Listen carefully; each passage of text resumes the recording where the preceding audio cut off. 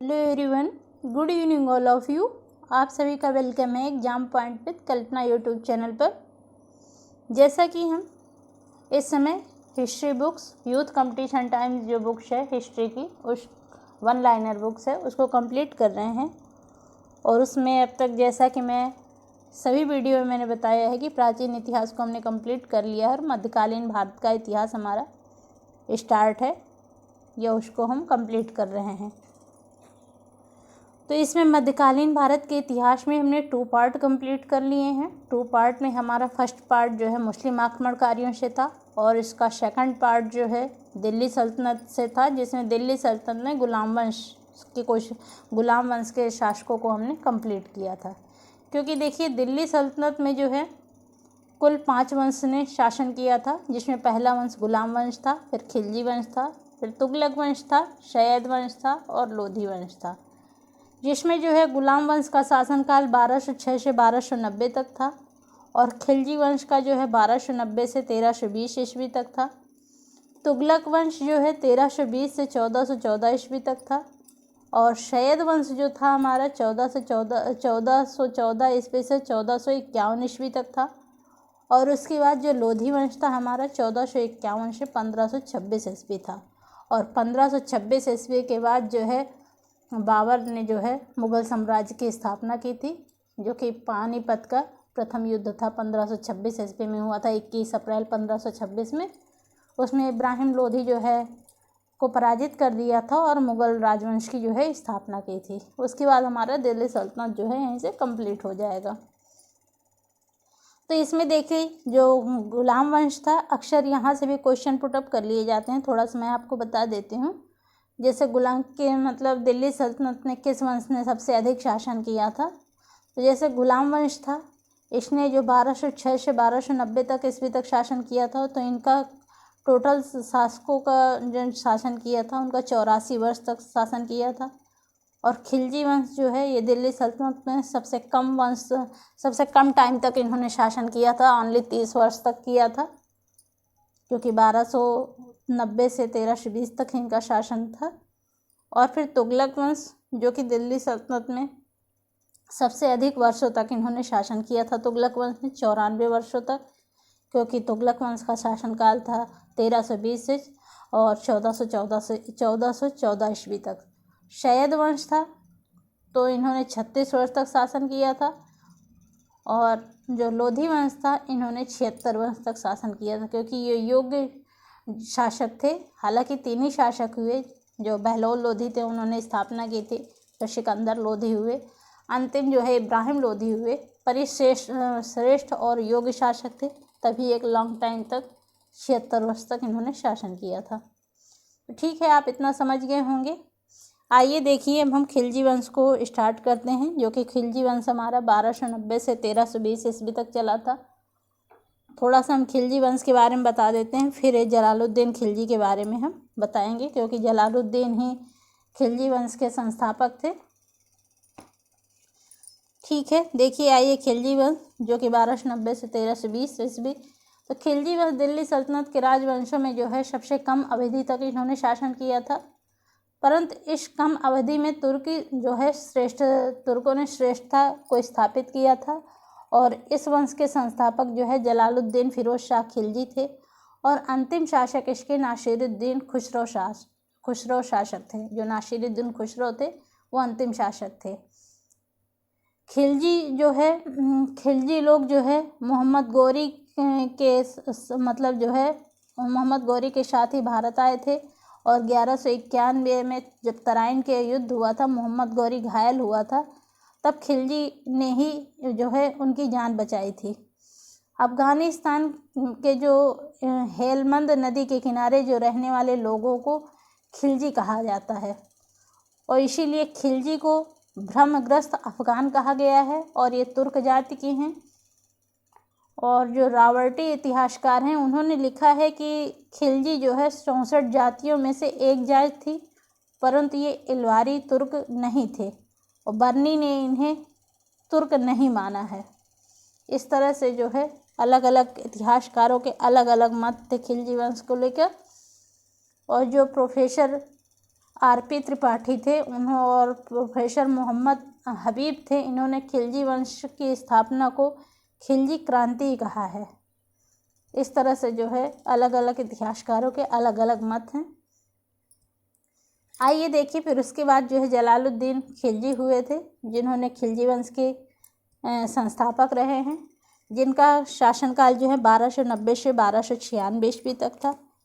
थोड़ा सा आइए इनके बारे में भी आपको बता देते हैं, फिर जो इनके क्वेश्चन प्रेजेंट है फिर इनको हम कंप्लीट करते हैं, जिससे आपको समझने में आसानी होगी। देखिए, ये खिलजी वंश के संस्थापक थे और इनकी उपाधि जो है इब्ने शईफ, जिसे मतलब तलवार का बेटा, एवं शाइस्ता खां जो है, यह बलबन के समय पे जो है शर-ए-जहां-दार शाही मतलब शाही अंगरक्षक और सामना के जो है इक़्तेदार थे। मंगोलों और कैकुबात का सामना किया था इन्होंने, और इनका जो है सर्वाधिक विकास जो है कैकुबात के समय में हुआ था, और बाद में जो है शक्ति के बल पर जो है खिलजी वंश का जो है ये संस्थापक बने थे जलालुद्दीन फिरोज खिलजी जो है। और जो जलालुद्दीन फिरोज खिलजी थे, इन्होंने अपना राज्याभिषेक जो है 13 जून 1290 ईस्वी को जो कैकुबात द्वारा बनवाए गए किलो खरी या कीलगढ़ का जो महल था, किलो खरी को कीलगढ़ भी कहते थे, तो किलो खरी के महल में इन्होंने अपना राज्याभिषेक करवाया था, जो दिल्ली से थोड़ी दूर पर था। और यह जो है 1 साल बाद दिल्ली के जो है फ़खरुद्दीन और दिल्ली के नागरिकों द्वारा आमंत्रित किए जाने पर वह दिल्ली में प्रवेश किया, और बलबन के सिंहासन को देखने के बाद यह रोने लगा। और इसीलिए जो R.S. शर्मा इतिहासकार हैं, उन्होंने कहा कि कोमल हृदय वाला, इसे जो है कोमल हृदय वाला शासक कहा है। और इसे हबीबुल्लाह जो इतिहासकार हैं, उन्होंने कहा कि हृदय परिवर्तन के मामले में यह अशोक के समान था। और इसकी नियुक्तियों में जो है उदार निरंकुश भी कहा जाता था। और जो है यह पहला सुल्तान था जिसने स्पष्ट विचार रखा कि राज्य के सोचतों, शासक और स्वैच्छिक समर्थन पर आधारित होना चाहिए, क्योंकि सर्वप्रथम इसी ने घोषित किया था कि दिल्ली सल्तनत सही अर्थों में कभी इस्लामिक राज्य जो है नहीं हो सकता। इसने जो है सर्वप्रथम इसने घोषित किया था कि दिल्ली सल्तनत जो है सही अर्थों में कभी इस्लामिक राज्य जो है नहीं हो सकता। ये जो है जलालुद्दीन खिलजी ने जो है पहले ही घोषणा कर दी थी। ठीक है, अब आप इनके बारे में इतना समझ गए होंगे। आइए वे इनके क्वेश्चन जो प्रेजेंट हैं उनको हम कंप्लीट करते हैं। देखिए, जैसे जलालुद्दीन फिरोज खिलजी हैं, तो ये खिलजी कौन थे? तो तुर्क थे। और खिलजी वंश के जो है प्रथम शासक कौन थे? तो जलालुद्दीन फिरोज खिलजी थे। जलालुद्दीन फिरोज खिलजी का जो किलो खरी में राज्याभिषेक जो है किस सन में हुआ था? तो ये जो है 13 जून 1290 में 13 जून 1290 ईस्वी में जो है इनका राज्याभिषेक हुआ था। खिलजी वंश के शासन की स्थापना होना जो है खिलजी क्रांति कहा जाता है, क्योंकि इस समय जो है तुर्क अभिजात वर्ग था और सत्ता के जो है एकाधिकार की समाप्ति हो गई थी। और जो है खिलजी सुल्तान ने जो है राज्य का राजनीतिक एकरूपता प्रदान की थी, और साम्राज्यवादी और आर्थिक नीतियों में उग्र और प्रबल परिवर्तन जो है हुए थे खिलजी वंश के समय। आगे देखिए इनके क्वेश्चनों को। किस शासक ने यह विचार दिया कि राज्य वास्तव में एक इस्लामी राज्य नहीं हो सकता? ये घोषणा जो है जलालुद्दीन खिलजी ने पहले ही कर दी थी कि दिल्ली सल्तनत जो है सही अर्थों में कभी इस्लामिक राज्य जो है नहीं हो सकता। वही क्वेश्चन देखिए यहाँ घुमा के पूछा भी गया है कि किस शासक ने विचार दिया कि वास्तव में एक इस्लामी राज्य जो है ये नहीं हो सकता? तो जलालुद्दीन खिलजी ने कहा था। इस सल्तनतकालीन शासक की आज्ञा से सीदी मौला नामक एक दरवेश को केवल राजद्रोह के संदेह पर फांसी दे दी गई थी। तो जलालुद्दीन खिलजी की आज्ञा से ऐसा किया गया था। 9 मुसलमान कौन थे? तो 9 मुसलमान जो है दिल्ली के पास जो बसे मंगोल के वंशज जिन्होंने इस्लाम स्वीकार कर लिया था, उन्हें जो है 9 मुसलमान कहते थे। जलालुद्दीन फिरोज खिलजी के शासनकाल में कौन नवीन मुस्लिम कहलाए? तो मंगोल जो है नवीन मुस्लिम कहलाए। जलालुद्दीन फिरोज खिलजी के विरुद्ध जो है करने वाला कड़ा मानिकपुर का गवर्नर कौन था? तो मलिक छज्जू था, जिसे मलिक छज्जू का विद्रोह भी कहते हैं। तो ये जलालुद्दीन खिलजी के शासनकाल में हुआ था और ये 1290 ईस्वी में हुआ था। यह जो है मलिक छज्जू का विद्रोह जो है, ये मलिक छज्जू जो है बलबन का भतीजा भी था, जो कड़ा मानिकपुर का जो है इख्तियार था। आगे देखिए, किस इतिहासकार का कथन है कि जलालुद्दीन दिल्ली का प्रथम तुर्की सुल्तान था और जिसने उदार निरंकुशवाद के आदर्श को अपने सामने रखा था? तो डॉक्टर A.L. श्रीवास्तव ने ऐसा कहा था। आगे देख लीजिए, अलाउद्दीन खिलजी जो है जिनका शासनकाल जो है, क्योंकि जलालुद्दीन खिलजी की मृत्यु भी थोड़ा सा हम आपको बता देते हैं, इन्होंने की थी अलाउद्दीन खिलजी ने, और फिर उसके बाद जो है इनकी हत्या करके जो है इन्होंने अलाउद्दीन खिलजी ने अपना शासन स्थापित किया था। और अलाउद्दीन खिलजी का शासनकाल जो है 1296 से 1316 ईस्वी तक था। बहुत एक्सप्लेन करने में वीडियो बहुत लंबी हो जाएगी, इसलिए आइए हम अलाउद्दीन खिलजी के बारे में हम आपको बताते हैं, एक्सप्लेन थोड़ा सा इनके बारे में भी कर देते हैं, क्योंकि इनका शासनकाल जो है 1296 से 1316 ईस्वी था। इनका मूल नाम जो है अलाउद्दीन खिलजी का अली गुरसस्प था और इनके पिता का नाम जो है शिहाबुद्दीन खिलजी था। और जो अलाउद्दीन खिलजी थे, इन्होंने उपाधियां जो धारण की थी, तो यामिन उल खलीफत की उपाधि इन्होंने धारण की थी, नासरी अमील उल मोगनीन की उपाधि जो इन्होंने धारण की थी, सिकंदर ईशानी या सिकंदर द्वितीय की उपाधि धारण की थी, और जो है दिल्ली सल्तनत का समुद्रगुप्त उल्लेनपुल और एक भाग्यशाली व्यक्ति की जो है इन्होंने उपाधियां धारण की थी। और जो अमीर खुसरो द्वारा जो है इनकी उपाधि जो धारण की थी, जो अमीर खुसरो बताते हैं, तो उन्हें युग विजेता की उपाधि धारण की थी, जनता के चरवाहा की उपाधि धारण की थी, विश्व के सुल्तानों का सुल्तान की उपाधि धारण की थी, और पृथ्वी के शासकों का सुल्तान जो है इन्होंने ये उपाधियां जो है धारण की थी। देखिए, जो अलाउद्दीन खिलजी का राज्याभिषेक हुआ था 1296 में हुआ था, और अलाउद्दीन खिलजी ने अपना राज्याभिषेक जो है बलबन के लाल महल में करवाया था, और 3 अक्टूबर 1296 ईस्वी को इसने अपना राज्याभिषेक करवाया था। इस अवसर पर इसने अबुल मुजफ्फर सुल्तान अलाउद्दीनिया व दीन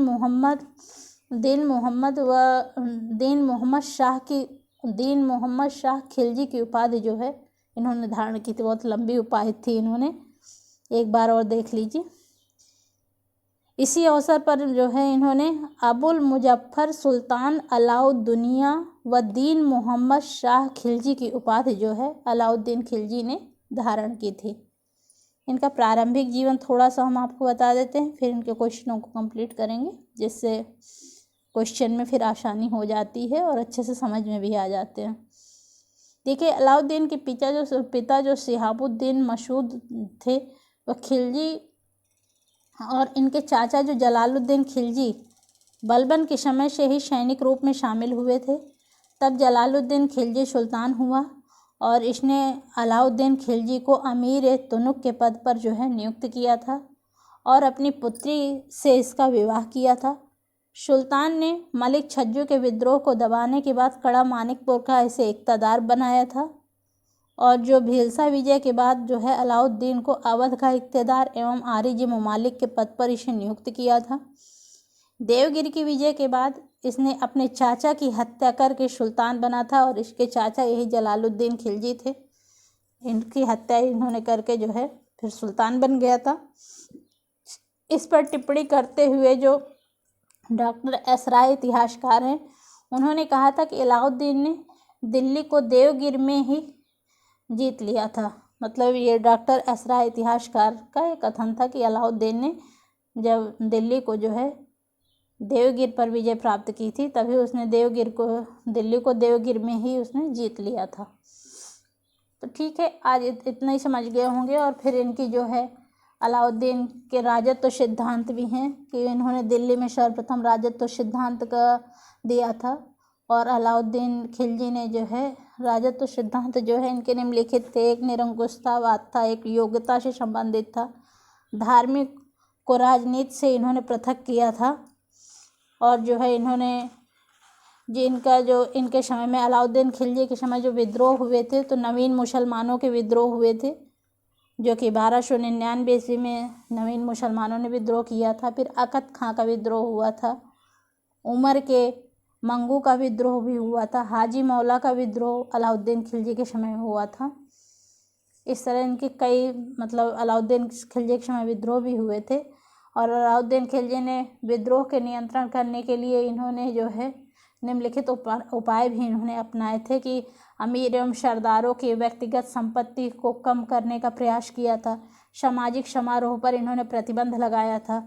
शराब और भांग, पाशा, जुआ आदि पर भी प्रतिबंध लगा दिया था अलाउद्दीन खिलजी ने।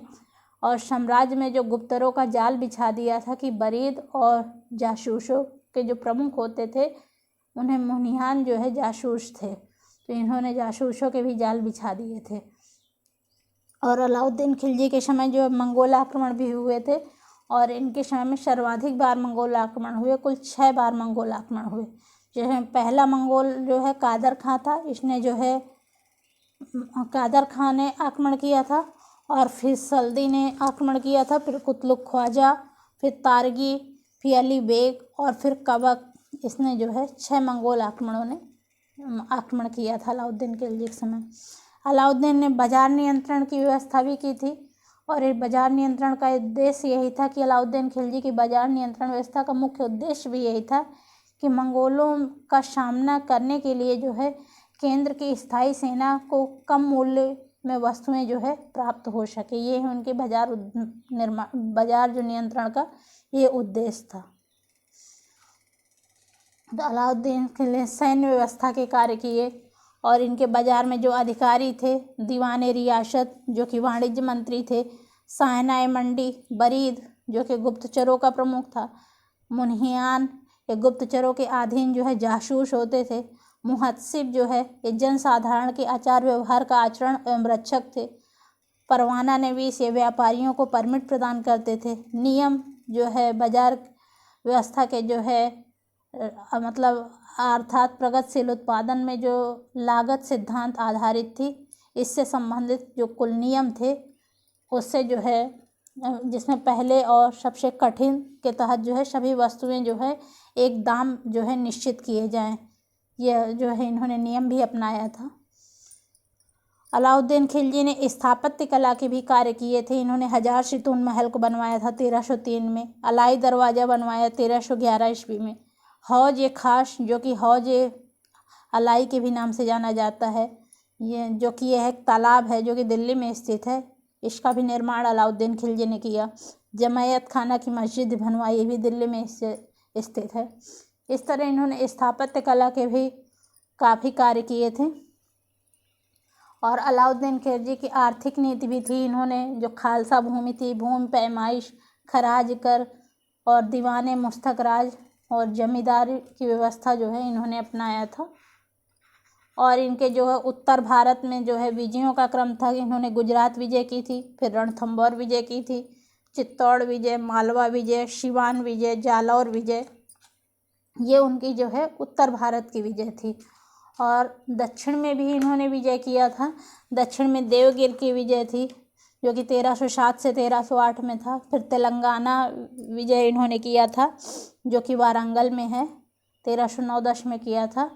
होयसल विजय किया था, पांड विजय किया था, देवगिर पर भी इन्होंने आक्रमण किया था 1312 से 1313 ईस्वी में, जो कि देवगिर का द्वितीय अभियान था। और पहला आक्रमण जो है इन्होंने देवगिर में 1307 से 1308 में किया था। इस तरह से जो है अलाउद्दीन का एक क्रम था और एक लंबे टाइम तक इन्होंने शासन किया। और लास्ट में इनकी जब मृत्यु हुई थी 1316 ईस्वी में, तो जलोधर रोग जिसे पेचिस रोग भी कहते हैं, इसी की वजह से इनकी मृत्यु हो गई थी। इतना आपको समझ में आ गया होगा बेसिक स्ट्रक्चर। आइए अब इनके क्वेश्चन प्रेजेंट हैं जो कि यूथ बुक है, ये आइए इनके क्वेश्चनों को हम कंप्लीट करते हैं जिससे आपको आसानी भी होगी। देखिए, अलाउद्दीन खिलजी, जैसा हमने बताया कि एक लंबे टाइम तक इन्होंने शासन किया था, 1296 से 1316 ईस्वी तक। अलाउद्दीन खिलजी ने अपने चाचा जलालुद्दीन खिलजी की हत्या कहाँ पर की थी? तो कड़ा पे की थी। किस स्थान पर अलाउद्दीन खिलजी ने स्वयं को सुल्तान घोषित किया अथवा सिंहासन पर स्वयं को आसीन किया? तो कड़ा पे आसीन किया था। किस सुल्तान ने पहले अली गुरशस के नाम से जाना जाता था? तो अलाउद्दीन खिलजी को जाता था। इनका मूल नाम था अली गुरशस। कौन सा सुल्तान नया धर्म चलाना चाहता था किंतु उलेमा लोगों ने विरोध किया? तो अलाउद्दीन खिलजी ने ऐसा किया। अलाउद्दीन खिलजी ने अपने शासनारंभ के कुछ वर्षों के उपरांत जो है सार्वजनिक असंतोष तथा विद्रोह के कारणों पर विचार किया तथा निम्न कारणों की पहचान की थी। तो राजा का अपनी प्रजा की अवस्था के प्रति उपेक्षा तथा अनभिज्ञता का रवैया था। अमीरों की मदिरापान की गोष्ठियां षड्यंत्रों की प्रसव भूमि थी। अत्यधिक संपत्ति ने दूरह शक्ति तथा कुविचारों दोनों के लिए पर्याप्त समय प्रदान किया। गुप्तचर विभाग की अयोग्यता थी। ये इन्होंने जो इनके सार्वजनिक असंतोष थे विद्रोह के कारण, तो इन्होंने अपने जो विद्रोह के कारण बताए थे, तो यही कारण इन्होंने बताए थे। दिल्ली सल्तनत के किस सुल्तान ने सिकंदर शानी की उपाधि धारण की थी? तो अलाउद्दीन खिलजी ने धारण की थी। और अलाउद्दीन खिलजी के संदर्भ में सत्य कथन है कि वह अलाउद्दीन खिलजी ने शीरी के दुर्ग का निर्माण करवाया था और मंगोलों से दिल्ली को सुरक्षित रखना चाहता था। अलाउद्दीन खिलजी द्वारा दिल्ली में मद्य निषेध का आदेश का प्रमुख कारण क्या था? तो राजनैतिक कारण था। जियाउद्दीन बर्नी उल्लेख करता है कि शराब पर प्रतिबंध के बावजूद नशेड़ी, व्यभिचारी और अय्याश लोग अपने घरों के भीतर भट्टियां बनाकर शराब तैयार करते थे, उसे पीते थे और गुप्त रूप से उसे ऊंचे दामों पर बेचते भी थे। उपर्युक्त कथन जियाउद्दीन बर्नी किस सुल्तान का जिक्र किया है जिसने अपने राज्य में शराब पीने और उसे बेचने पर पाबंदी लगाई थी?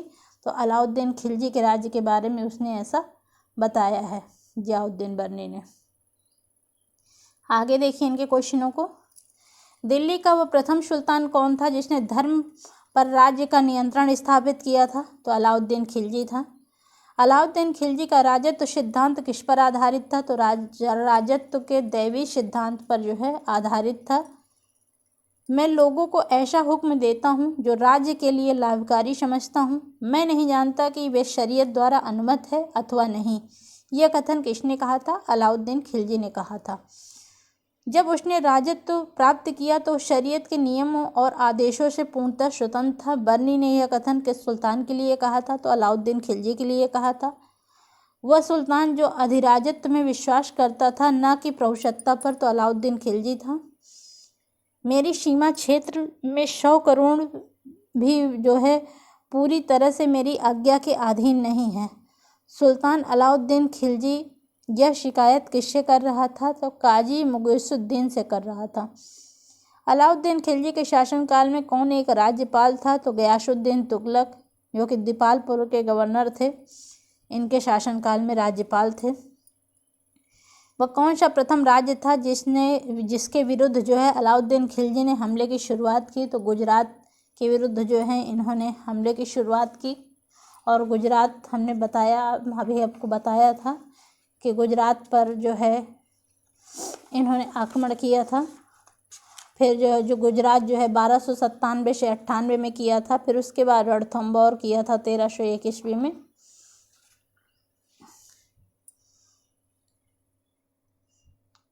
तो गुजरात के बघेल राजवंश का वह अंतिम शासक कौन था जिसकी हार के बाद अलाउद्दीन खिलजी को जो है राज्य दिया गया था? तो कर्णदेव थे। अलाउद्दीन खिलजी को मालिक कफूर नामक दास कहाँ से प्राप्त हुआ था? तो गुजरात से ही प्राप्त हुआ था। किसे 1000 दिनारी की पदवी दी गई थी? तो मालिक कफूर को 1000 दिनारी की पदवी दी गई थी क्योंकि इसे 1000 रुपये में खरीदा गया था, इसीलिए इसे 1000 दिनारी की पदवी जो है दी गई थी। मालिक कफूर जो है एक योग्य सेना नायक था। किस शासक के अधीन यह कार्यरत था? तो अलाउद्दीन खिलजी के अधीन जो है कार्यरत था। किस सुल्तान के विरुद्ध हाजी मौला ने विद्रोह किया था? तो अलाउद्दीन खिलजी के विरुद्ध हाजी मौला ने विद्रोह किया था। अभी हमने आपको एक्सप्लेन में ये चीज़ बताई भी थी। रानी पद्मावती का नाम जो है अलाउद्दीन के चित्तौड़ विजय से जोड़ा जाता है। उनके पति का क्या नाम था? तो राणा रतन सिंह था।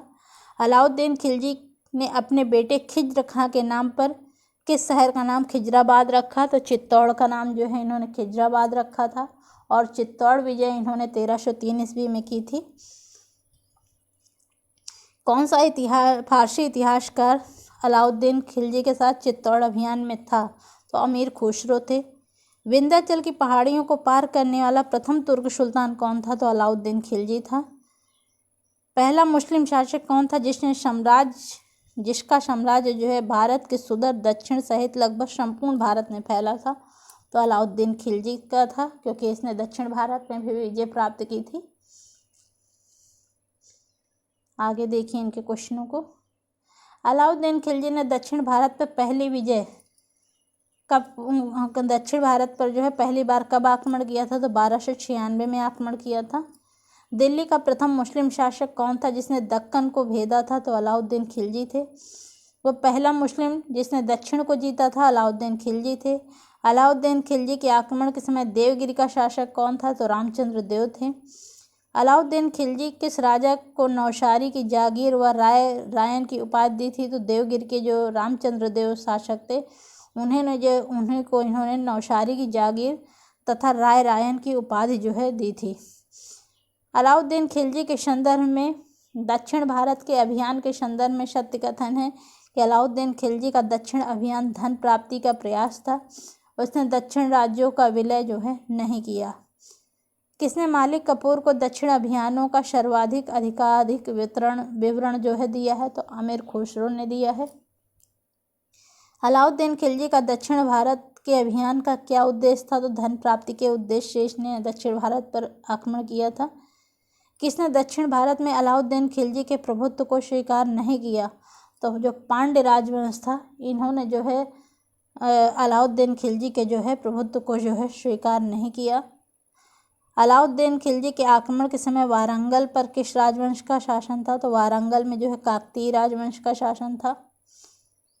1303 ईस्वी में काकतीय शासकों की सेना ने किसकी सेना को वारंगल में परास्त किया था? तो अलाउद्दीन खिलजी की सेना को वारंगल में परास्त किया था। दिल्ली के किस सुल्तान ने सर्वाधिक मंगोल आक्रमण का सामना किया? तो अलाउद्दीन खिलजी ने किया। जैसा हमने बताया कि 6 बार मंगोल आक्रमण हुए थे। किस मंगोल सेनापति ने अलाउद्दीन खिलजी को हराया था? तो तरगी जो है मंगोल सेनापति था, इसने अलाउद्दीन खिलजी को हराया भी था।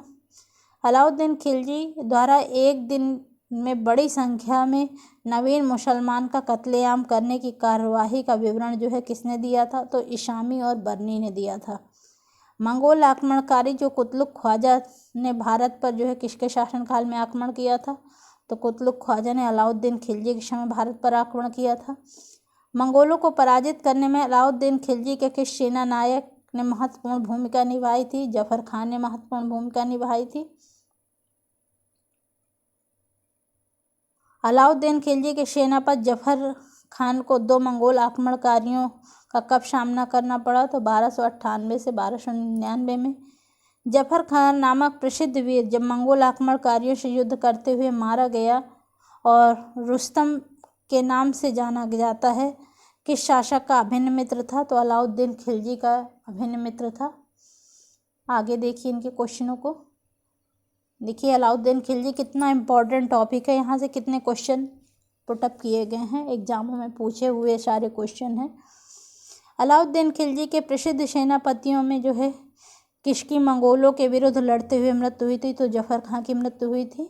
1306 के बाद अलाउद्दीन खिलजी के समय जो है दिल्ली के सुल्तान तथा मंगोलों के बीच की सीमा क्या थी? तो रावी नदी थी।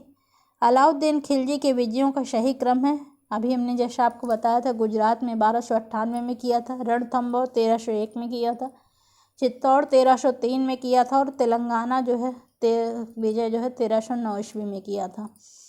कौन से 4 खान अलाउद्दीन खिलजी के अति विश्वसनीय थे? तो अल्प खान, उलूग खान, नुसरत खान और जफर खान जो है इसके विश्वसनीय सेनापति थे। किस शासक ने विचार दिया कि राज्य वास्तव में एक इस्लामी राज्य नहीं हो सकता? तो अलाउद्दीन खिलजी ने कहा। किस सुल्तान ने द्वितीय सिकंदर की उपाधि धारण की थी? अलाउद्दीन खिलजी ने धारण की थी। जालौर के राजा कान्हड़देव के विरुद्ध जो है युद्ध में जो है किसने अपने महल की नौकरानी गुले बहिस्त की अध्यक्षता में सेना भेजी थी? तो अलाउद्दीन खिलजी ने भेजी थी।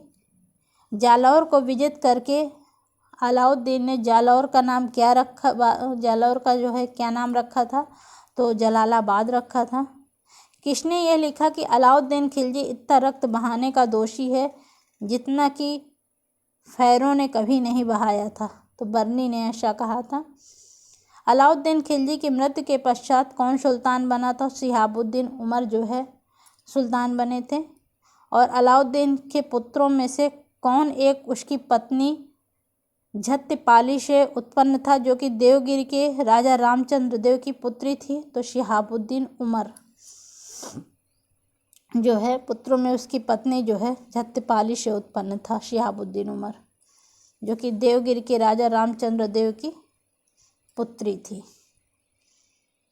आगे देखिए, फिर नेक्स्ट शासक जो है मुबारक शाह खिलजी हुए, जिनका शासनकाल जो है 1316 से 1320 ईस्वी तक था। मुबारक शाह खिलजी के बारे में भी आइए थोड़ा सा हम आपको बता देते हैं, फिर इनके क्वेश्चनों को कंप्लीट करते हैं। देखिए, जो मुबारक शाह खिलजी हैं, इनका शासन जैसा कि 1320 से 1300 ईस्वी तक इन्होंने शासन किया था, और ये दिल्ली सल्तनत के एकमात्र सुल्तान थे जिन्होंने स्वयं को खलीफा घोषित किया था, और ये खलीफा की सत्ता मानने से इनकार कर दिया था। इसने अल इमाम और उल इमाम व खलाफतुल्लाह की जो है इन्होंने उपाधि धारण की थी। यह अपने योग्य पिता का अयोग्य पुत्र था और 18 वर्ष की आयु में जो है ये शासक बना था। इसने क्षमा करो और भूल जाओ की जो है नीति भी अपनाई थी। मोस्ट इम्पॉर्टेंट ये लाइन है कि किसने क्षमा करो और भूल जाओ की नीति अपनाई थी? तो मुबारक शाह खिलजी ने अपनाई थी। बर्नी जो इतिहासकार हैं, उनके अनुसार यह कभी कभी नग्न होकर अपने दरबारियों के बीच में दौड़ा करता था, और जो है नग्न स्त्री पुरुष की संगत भी इसे पसंद थी, और ये अत्यधिक शराब पीने लगा था, और कभी कभी दरबार में स्त्री भेष में भी आ जाता था। और जो है मतलब एक नवयुवक मुबारक हसन से यह जो है प्रेम भी करता था, और जिसने खुसरो खां की जो है उपाधि दी थी, उसे इसने जो है खुसरो खां की उपाधि भी दी थी, जो पद कभी मालिक कपूर को प्राप्त था।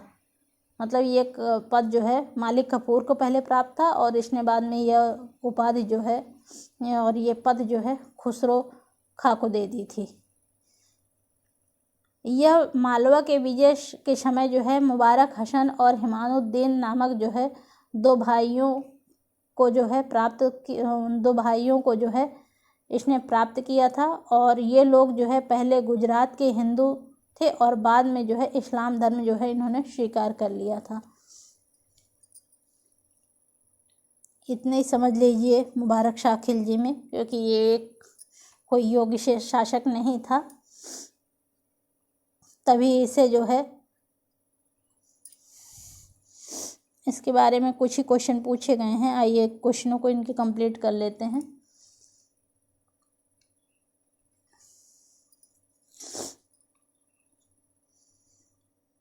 देखिए इनके क्वेश्चनों को। जो कुतुबुद्दीन मुबारक शाह जो है दिल्ली का सुल्तान कब बना था? तो 1316 ईस्वी में बताया था। और किसने खलीफातुल्लाह की उपाधि धारण की थी? तो मुबारक शाह खिलजी ने धारण की थी। वह कौन सा दिल्ली का सुल्तान था जिसने स्वयं को खलीफा की उपाधि धारण की थी? कुतुबुद्दीन मुबारक शाह खिलजी ने ही धारण की थी। किस सुल्तान ने खलीफा ए रब्बुल आलमीन की उपाधि धारण की थी? तो मुबारक शाह खिलजी ने धारण की थी। मुबारक शाह के विषय में किसने लिखा कि वह कभी कभी नग्न होकर दरबारियों के बीच दौड़ा करता था? तो यह कथन जो है बर्नी इतिहासकार थे, उन्होंने ऐसा लिखा था। दिल्ली सल्तनत के किस वंश में सबसे कम समय तक शासन किया था? तो खिलजी वंश ने शासन किया था, जो कि ओनली 30 वर्ष तक इन्होंने शासन किया था। आइए देखिए जो खिलजी वंश के शासक और उनके शासकों का जो है शासनकाल था। जलालुद्दीन खिलजी थे, 1290 से 1296 ईस्वी तक इन्होंने शासन किया था। अलाउद्दीन खिलजी फिर नेक्स्ट शासक हुए थे, उन्होंने 1296 से 1316 ईस्वी तक शासन किया था। फिर शिहाबुद्दीन उमर हुए थे, इन्होंने 1316 ईस्वी में ही शासन किया था। ये भी एक योग्य शासक नहीं थे। अलाउद्दीन खिलजी के बाद जो है कोई योग्य शासक नहीं हुए, इन्होंने कुछ टाइम तक ही शासन किया था। कुतुबुद्दीन मुबारक शाह थे, इन्होंने 1316 से 1320 ईस्वी तक ही शासन किया था।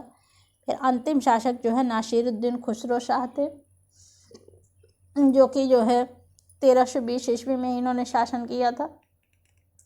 मतलब 13 अप्रैल से 7 सितंबर 1320 तक ही इनका शासनकाल था। अप्रैल से 19 सितंबर तक ही नासिरुद्दीन खुसरो ने शासन किया था। आइए थोड़ा सा हम आपको नासिरुद्दीन खुसरो शासक के बारे में बता देते हैं, फिर आगे इनके क्वेश्चन कंप्लीट करते हैं, क्योंकि नासिरुद्दीन खुसरो जो है ये अंतिम शासक थे खिलजी वंश के। तो जो नासिरुद्दीन खुसरो शाह थे, इनका मूल नाम जो है मुबारक हसन था, जो है वरादू जनजाति के थे। और वरादू जाति जो है गुजरात की हिंदू जाति थी, जिसके बाद में इस्लाम ग्रहण इन्होंने किया था। इस प्रकार जो है मुबारक हसन या नासिरुद्दीन खुसरो शाह एकमात्र भारतीय मुसलमान थे जो दिल्ली सल्तनत की गद्दी पर जो है सुल्तान के रूप में जो है आसीन हुए थे। और इससे पहले नासिरुद्दीन महमूद के समय रेहान ने असफल प्रयास किया। सुल्तान बनने के बाद जो है इसने पैगंबर के सेनापति की उपाधि धारण की थी, परंतु विदेशी मुसलमान ने इसके विरुद्ध जो है एकजुट हो गए थे और इस्लाम खतरे में है और इस्लाम का शत्रु है, यह नारा दिया था। अतः दीपालपुर और सूबेदार गाजी मलिक ने दिल्ली पर आक्रमण कर दिया और सरस्वती नदी के किनारे इसे जो है पराजित कर दिया। तत्पश्चात यमुना नदी पार कर खुसरो शाह को जो है लहरावट के जो है निर्णायक जो है युद्ध हुआ और उसमें भी इसकी हत्या वैसे ही की जैसे कि मुबारक शाह खिलजी की जो है हुई थी। इसके बाद जो है तुगलक वंश की सेना ने खिलजी वंश के बाद जो है तुगलक वंश जो है स्थापित हो गया था। इस तरह से इसकी फिर हत्या हो गई थी मुबारक शाह, क्योंकि मुबारक शाह की भी हत्या हुई थी और अंत में जो नासिरुद्दीन खुसरो शाह की भी हत्या हुई थी। क्योंकि जो मुबारक शाह थे इनकी भी जो हत्या इस तरह से हुई थी कि जो मुबारक शाह खिलजी वंश के जो शासक थे, तो इसे बरादू जाति के नवयुवक मुबारक शाह हसन ने खुलेआम ये प्रेम करता था, इसीलिए इसे मतलब अच्छी लगी। अतः मुबारक शाह हसन जो जहारिया नामक युवक के साथ मिलकर उसके राजमहल में ही उसे कुल्हाड़ी से काटकर इसकी हत्या जो है मुबारक शाह खिलजी की हुई थी। अब आपको समझ में आ गया होगा सारा बेस, क्योंकि जब तक आपको बेसिक थोड़ा सा थ्योरी नहीं पता होती तब तक क्वेश्चन कंफ्यूज करते रहते हैं, और थ्योरी पता होती है तो क्वेश्चन जो है राइट हो जाता है। तो ठीक है, आइए देखिए इतना आपको मालूम हो गया होगा नासिरुद्दीन खुसरो शाह के शासन के बारे में।